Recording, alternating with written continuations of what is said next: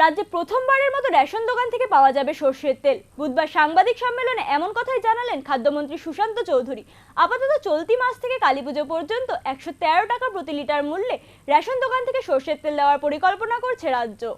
10 তারিখে রাজ্যের মুখ্যমন্ত্রীর উপস্থিতিতে আগরতলার রবীন্দ্র ভবনে খাদ্য দফতরের উদ্যোগে বিভিন্ন খাদ্য সামগ্রী এবং বিনামূল্যে ব্যাগ প্রদান কর্মসূচির শুভারম্ভ হয়। বুধবার সাংবাদিক বৈঠক করে মন্ত্রী সুশান্ত চৌধুরী জানান, চলতি মাস থেকে কালীপুজোর আগে পর্যন্ত ভর্তুকি মূল্যে 113 টাকা প্রতি লিটারে সরষের তেল পাবে সমস্ত রাজ্যবাসী। সঙ্গে বিনামূল্যে দেওয়া হবে একটি করে ব্যাগ। গত 10 তারিখে আপনারা জানেন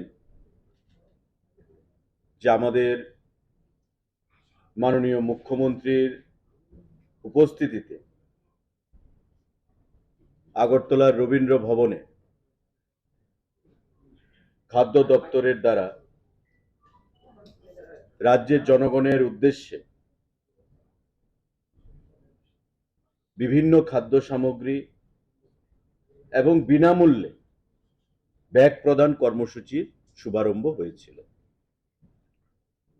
এখানে আমার সঙ্গে যারা আছেন আজকে, খাদ্য দপ্তরের সেক্রেটারিও রয়েছেন rebel Hemendra Kumarji, director food and civil supplies খাদ্য দপ্তরের আমাদের নির্মল অধিকারী মহোদয় এবং এডিশনাল ডাইরেক্টর অনিমেষ দেববর্মা। তা আপনাদের নিশ্চয়ই মনে আছে যে ডাইরেক্টর এবং এডিশনাল ডাইরেক্টরকে সঙ্গে বসিয়ে গত 9 তারিখে এই জায়গায় আমরা প্রেস মিট করেছিলাম এবং রাজ্যবাসীর উদ্দেশ্যে পরিষ্কারভাবে আমরা বলেছিলাম যে মাননীয় মুখ্যমন্ত্রীর হাত ধরে প্রথমবারের মতো ত্রিপুরা রাজ্যে আমরা সরষের তেল প্রদান করব সাবসিডাইজড রেটে। বিরোধীদের দাবি, অনেকেই চলতি মাসে এই নয়া প্রকল্পের আওতাভুক্ত হতে পারছে না। মাসে প্রত্যেকে একবার করেই রেশন পান, অথচ এই প্রকল্প চালু হয়েছে 10 তারিখ থেকে। তাই মাসের প্রথম সপ্তাহে যারা রেশন পেয়ে গেছেন তারা এই মাসে আর রেশন তুলতে পারবেন না। রেশন শপের মাধ্যমে প্রতি মাসে একবার মানুষ জিনিস পায়, আপনারা জানেন সেটা। বারবার মানে এক মাসে দুবার পুরো রেশন কার্ড হোল্ডার পাবে না, প্রতি মাসে একবার রেশন কার্ড হোল্ডার সেটা পাবে। তো আমাদের প্রোগ্রাম আমরা লঞ্চ করেছি 10 তারিখ, সাংবাদিক বৈঠক করেছি 9 তারিখ, মাননীয় মুখ্যমন্ত্রী প্রোগ্রাম লঞ্চ করেছে 10 তারিখ, আজকে আমাদের 18 তারিখ। 1 থেকে 9 তারিখের মধ্যে সারা রাজ্যের বিভিন্ন জায়গায় মানুষ জিনিসপত্র নিয়ে চলে গেছে।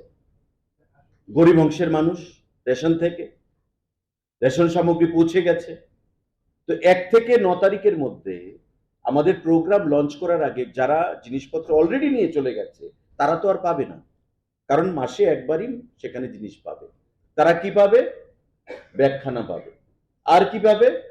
সরষের তেলটা পাবে আগামী দিনে। বিরোধীদের উদ্দেশ্যে তিনি বলেন, এর আগে কোনো সরকার এই ধরনের পরিকল্পনা করেনি, তাই তাদের উচিত এই প্রকল্পকে সমর্থন করা। Bureau report, news now.